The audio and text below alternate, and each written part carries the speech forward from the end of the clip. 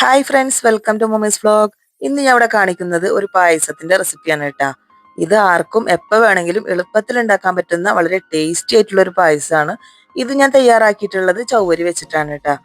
ചില സ്ഥലങ്ങളിൽ ഇതിന് സാബുനരി എന്നും പറയൂട്ടാ. വീഡിയോ സ്കിപ്പ് ചെയ്യാതെ തന്നെ ഒന്ന് കാണണേ. അതിനായിട്ട് അരക്കപ്പ് ചൗവരിയാണ് കേട്ടോ ഞാൻ എടുത്തിട്ടുള്ളത്. അതൊന്ന് രണ്ടു വട്ടം കഴുകി എടുത്തിട്ടുണ്ട്. ഇനി അതിലേക്ക് കുറച്ച് വെള്ളം ഒഴിച്ചു കൊടുക്കുന്നുണ്ട്. അതൊന്ന് കുതിർന്ന് കിട്ടാൻ പാകത്തിൽ ഒന്ന് വെള്ളം ഒഴിച്ചു കൊടുത്താലും മതി കേട്ടാ.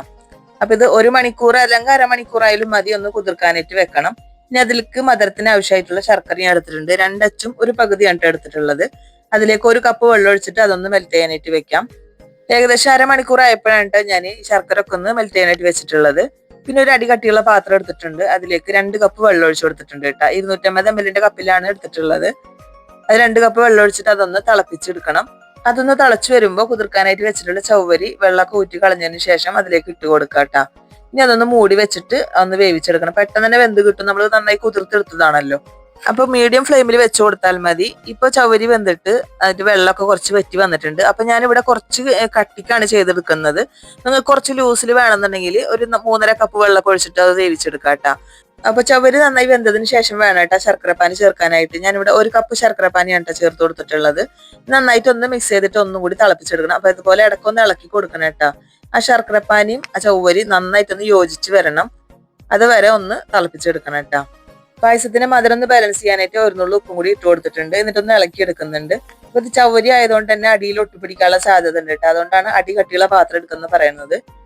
ഇപ്പൊ നന്നായിട്ട് തന്നെ കുറുകി വന്നിട്ടുണ്ട്. ശർക്കരപ്പാനൊക്കെ ചവരിയിൽ നന്നായിട്ട് തന്നെ പിടിച്ചിട്ട് കുറുകി വന്നിട്ടുണ്ട്. ഈ ഒരു സമയത്ത് അതിലേക്ക് 1 കപ്പ് തേങ്ങാപ്പാലാണ് ഞാൻ ഒഴിച്ചു കൊടുക്കുന്നത്.